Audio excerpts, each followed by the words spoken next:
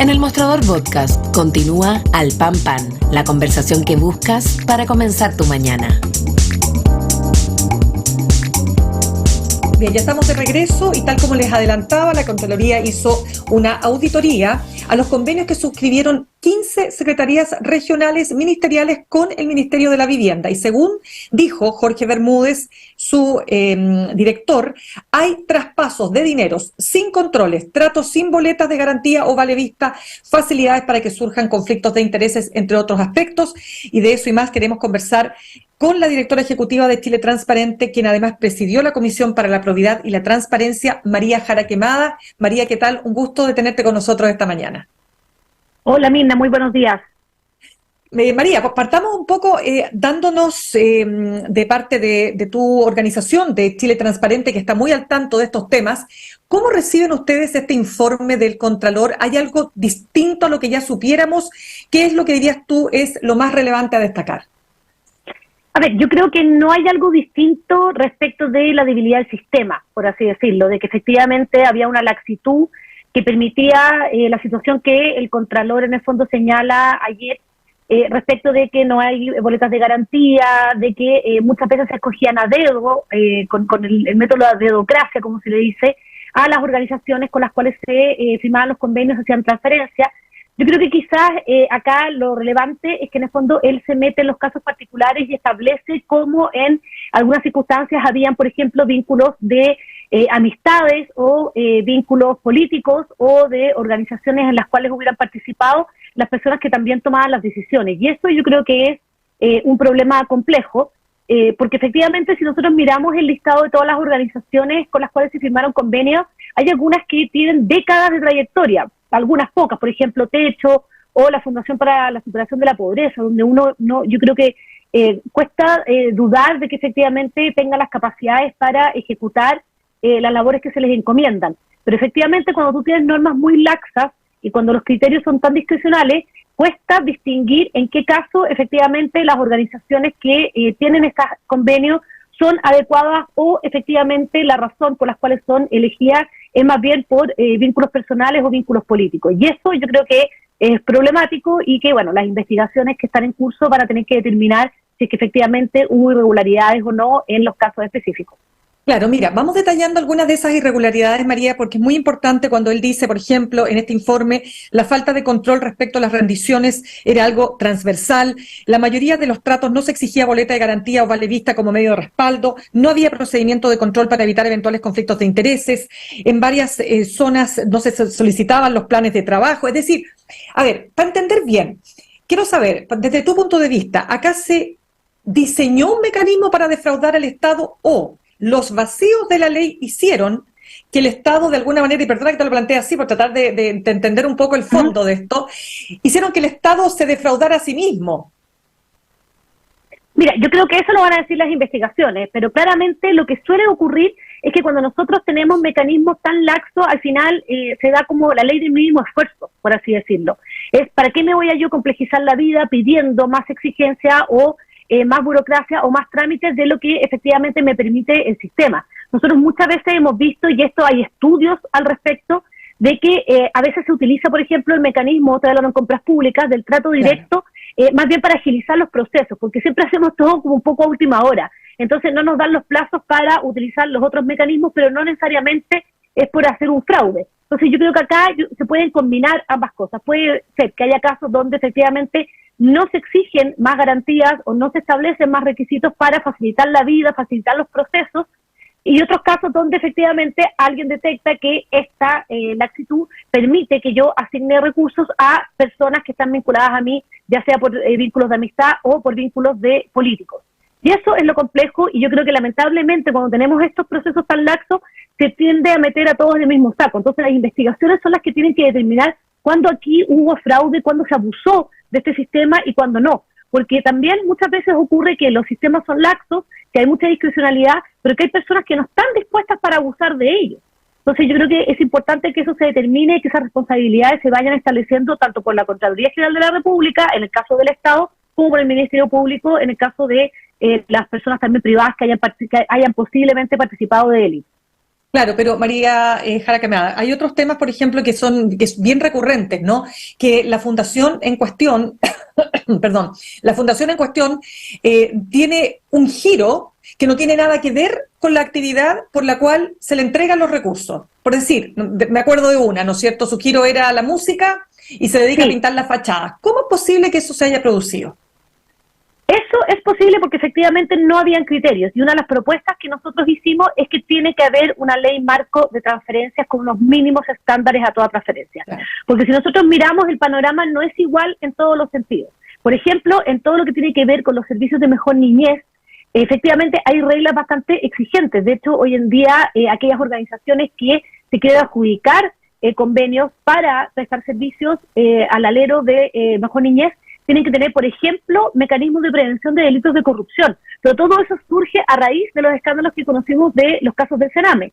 Entonces, hay servicios o hay temáticas donde está mucho mejor regulado y otras donde hay discrecionalidad absoluta, como vimos en este caso y como hemos visto también en el caso, por ejemplo, de los gobernadores regionales bajo las 7.000 UTM. Entonces, nosotros lo que dijimos, bueno, lo que necesitamos es que todas las transferencias tengan un mínimo común de que dé garantías de que efectivamente no se va a usar de este sistema tan fácilmente, donde no haya tanta discrecionalidad, donde la concursabilidad sea la regla general. Obviamente pueden haber excepciones, donde hayan garantías, donde se exija trayectoria, etcétera, para que efectivamente los casos que hoy día estamos conociendo no ocurran de esta manera tan fácil y nos dé garantía a todas las personas de que se están utilizando bien los recursos públicos.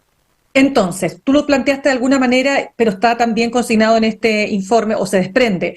Cuando hay situaciones de emergencia, tú no puedes llamar a licitación, porque podías estar 3 meses, 1 año Exacto. en una licitación. Tiene que haber trato directo. Entonces, para ustedes, el problema no es si existe trato directo o no existe trato directo, sino que son las condiciones por las cuales se entrega, por cierto, ese beneficio, ¿no es así? Claro, efectivamente. O sea, y de hecho hay organizaciones que son las únicas que pueden proveer ciertos servicios, por ejemplo, en ciertas regiones. Y eso no lo podemos dudar. Entonces, tal como existe en compras públicas, que hay excepciones, que a veces lamentablemente igual se abusa de eso, pero que hay excepciones donde se puede contratar de manera directa o hacer licitaciones privadas o procedimientos de emergencia, bueno, acá también lo mismo. Se espera que tengamos, estaba viendo hoy día en la mañana noticias, se espera que tengamos un verano bastante complejo donde podría haber, tal como ocurrió en el hemisferio norte, bastantes incendios. ¿Vamos entonces a hacer licitación para la reconstrucción? No, probablemente el gobierno va a acudir, como lo ha hecho antes, a organizaciones que ya tienen experiencia previa en esto, pero tienen esa experiencia previa.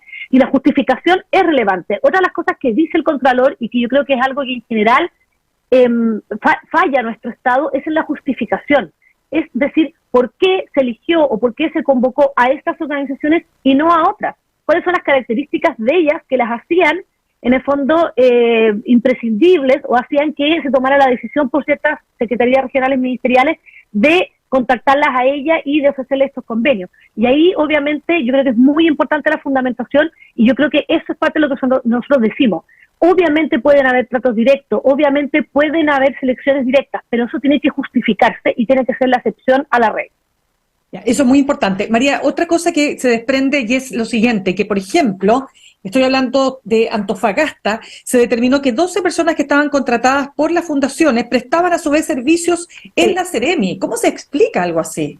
No, eso yo de verdad que, o sea, antes del caso de Democracia Viva yo nunca lo había escuchado y lo encuentro súper complicado, porque al final lo que las explicaciones que se dan es, bueno, es tan rígido el sistema de empleo público que tenemos que no se puede contratar tan fácilmente a más personas por el presupuesto, etcétera, dentro de la administración del Estado, que lo que se hacía era que se contrataba a personas a nombre de estas fundaciones con la plata de estos convenios, pero que finalmente ejercían la labor controladora dentro de la entidad pública. Pero eso no puede ocurrir. O sea, ahí hay de todo tipo de faltas que yo creo que en el fondo, después de este caso, no puede volver a ocurrir más. Y de nuevo nos vuelve a llamar a decir, bueno, es que claramente tenemos procedimientos y tenemos procesos que nosotros no hemos logrado ponernos al día en el año 2023. Y uno de ellos es el empleo público. O sea, nosotros tenemos que tener cierta flexibilidad que permita, por ejemplo, tener a personas excepcionalmente para este tipo de casos, pero al mismo tiempo tenemos que garantizar que esas personas son las más adecuadas y que tienen las competencias para esos cargos. Entonces yo creo que nosotros se lo dijimos al presidente Mirna cuando le entregamos el informe, Detrás de todo esto, lo que nosotros vemos es una falta de modernización del Estado. Son procedimientos, normas, instituciones que en muchos casos quedan desfasadas, que no se actualizan después de 20 años porque no hemos visto la falla hasta que llega la falla. Entonces nosotros tenemos que anticiparnos a eso y en muchas cosas hemos avanzado, pero en muchas otras estamos al debe en la modernización del Estado. Hay un punto, quiero precisarlo muy cortito porque quiero avanzar en 2 temas más que nos quedan y se nos va acabando el tiempo, María, pero el punto que está en la controversia ya es casi un tema político. ¿Cuándo partió esto? Porque el análisis que hace la Contraloría es desde el 2021, le hace gobierno al presidente Sebastián Piñera. Y ahí está la tensión, ¿no? Que partió acá, que partió allá, ¿Cuándo parte todo esto? ¿Cuándo dirías tú que el mecanismo comienza a operar? Mira, yo creo que eso lo van a decir las investigaciones. O sea, hay algunos casos que se están investigando. Por ejemplo, yo me acuerdo que nos comentó el gobernador Orrego el caso de la Zumbatón, que en el fondo es antes de que incluso los gobiernos regionales tuvieran gobernadores electos. Pero yo creo que eso lo van a determinar las investigaciones y también, bueno, hay una comisión investigadora en la Cámara de Diputados. Y de hecho yo quiero ser súper clara que muchas veces, esta laxitud de normas existe hace mucho tiempo. Y yo creo que efectivamente en algunos casos se han perfeccionado, en otros no. Yo creo que también se debilitó un poco el sistema por darle más autonomía fiscal a los gobiernos regionales en la ley de presupuesto del año pasado, pero yo insisto, acá no necesariamente va a haber corrupción porque haya laxitud de normas. Hay personas que se aprovechan de esa laxitud de normas. Por así decirlo coloquialmente, la ocasión hace al ladrón. Nosotros lo que tenemos que hacer es tratar de disminuir esas ocasiones, pero incluso habiendo esas ocasiones hay personas que no se comportan de esa manera. Por lo tanto, no todos los convenios que hayan sido asignados bajo estas normas necesariamente van a ser convenios mal habidos, pero efectivamente esto permite que haya muchas más personas que abusen del sistema y eso es lo que las investigaciones finalmente nos van a decir. Bien, el tema de las municipalidades, y se ha puesto el énfasis en lo que está pasando también en la municipalidad de Las Condes, porque se suma a lo que se ha considerado una irregularidad, está en investigación, la compra de un terreno para la construcción de un CEFAM, y ahora hay otro tema que tiene que ver con el proceso de subvenciones y aportes por asignación directa desde la municipalidad a diferentes organizaciones. ¿Eso es irregular, así visto desde afuera, María Jara Quemada? Mira, yo creo que lo que ha dicho el Contralor y lo repite en todos estos casos es la falta de control, finalmente. Y eso es muy preocupante. Es decir, nosotros entregamos los recursos y después como que nos desentendemos. Y eso no puede ser. O sea, la municipalidad no puede desentenderse de esa entrega de recursos. Finalmente igual tiene que tener un control sobre qué pasa, qué pasa el destino de esos recursos públicos, cómo se utilizan. Y yo creo que obviamente la falta de control muchas veces puede ser desorden, puede ser desidia. Insisto, no necesariamente va a llevar a la corrupción, pero por supuesto que la permite. Y eso es lo que el Contralor está diciendo acá, y yo creo que el tema de los municipios ya lo hemos visto hace mucho tiempo, hay falta de control en muchas situaciones, y las corporaciones municipales o todas estas organizaciones privadas lamentablemente se escudan en eso, en que son de estructura privada para tener menos transparencia, menos rendición de cuentas y menos control. Y eso, por supuesto, que es muy peligroso. Entonces yo creo que efectivamente nos tiene que llamar la atención para cambiar, y se está haciendo, se está discutiendo en el Congreso, pero yo creo que hay que darle prioridad, hay que darle urgencia a este tema, de que tenemos que cambiar las reglas para que efectivamente no continúe esta falta de control, porque al final, ojo, el Contralor llega ex post, el Contralor lo que hace es hacer estas auditorías después de. Nosotros lo que tenemos que tratar de hacer es prevenir, y para eso necesitamos mucho más orden, necesitamos más reglas de información, de transparencia y de controles previos. María, vámonos al tema de lo que está pasando con el texto constitucional que se pretende, que se va a plebiscitar en diciembre, ¿no es cierto? Hay sectores que quieren aprobarlo, otros que quieren votarlo en contra, en fin. Pero desde el punto de vista de la probidad y la corrupción, se ha hecho mucho énfasis en que este texto constitucional tiene, por ejemplo, este organismo que va algo así como supracontraloría y que va a generar, desde los que están por la opción a favor, mayores controles para la corrupción. ¿Cómo lo ven ustedes? Mira, yo dejo la invitación hecha, que escribí justo una columna sobre el tema hoy día en un diario de circulación nacional, donde hago una especie de balance de la materia de transparencia e integridad en el texto, y hay avances, o sea, eso sin duda hay avances respecto del texto actual, donde se recoge mucho de lo que, por ejemplo, ha sido la implementación de la ley de transparencia. Entonces tenemos un derecho a acceso a la información pública garantizado. Se trata también de modernizar un poco el sistema de empleo público, separando la administración del gobierno de turno. Se establecen los principios de transparencia y de rendición de cuentas, se habla de la corrupción por primera vez, que yo creo que también es muy importante porque en el fondo está está, por así decirlo, como consagrando lo relevante que es ese tema y lo grave que es la corrupción para el bien común y para la democracia. Ahora, sobre la agencia en particular, mira, nosotros estuvimos siguiendo la discusión y la verdad es que no se discutió muy extensamente esta agencia. En algunos casos se mencionó que se debía a ciertas debilidades de la Contraloría. Lamentablemente yo creo que el diseño institucional no está muy detallado, queda mucho la legislación, entonces, por ejemplo, yo creo que no se fortalece tanto su autonomía y la idea es que este tipo de instituciones no sirvan como botín político o no sean, en el fondo, neutralizadas a través de cuoteos políticos. Y por otro lado, a mí no me queda muy claro cuál va a ser su aporte y cómo no va a chocar con otras instituciones actuales como es el Ministerio Público y la Contraloría. Entonces, yo creo que eso queda mucho para desarrollo legislativo. Acá como que está el enunciado, el título de la canción, por así decirlo, pero efectivamente no hubo mucha discusión al respecto y por lo tanto vamos a ver qué ocurre en caso de que se apruebe con el desarrollo legislativo de esta agencia. Ya pues bien, María Jara Quemada, te dejo entonces para que también continúes con tus actividades, directora ejecutiva de Chile Transparente, además presidiste la Comisión para la Probidad y la Transparencia. Muchísimas gracias por haber estado con nosotros esta mañana. Muchas gracias a ustedes, Mirna, que tengas buen día. Lo mismo para ti.